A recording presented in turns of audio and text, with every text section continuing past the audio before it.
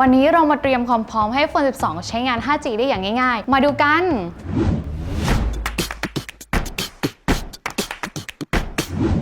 อีกหนึ่งคุณสมบัติของ iPhone 12 ก็คือ 5G ไม่ว่าจะเป็นการดาวน์โหลดหรือสตรีมเกมมีขั้นตอนง่ายๆ ดังนี้ค่ะ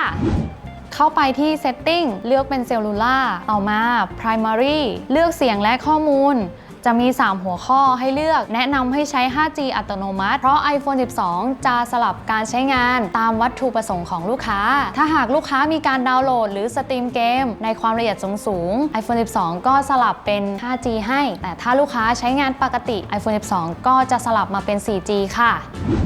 สำหรับลูกค้าที่อยากใช้งาน 5G สามารถตรวจสอบแพ็กเกจได้จากผู้ให้บริการแล้วมาพบกับ Trip and Trick ได้ใหม่คลิปนี้สวัสดีค่ะ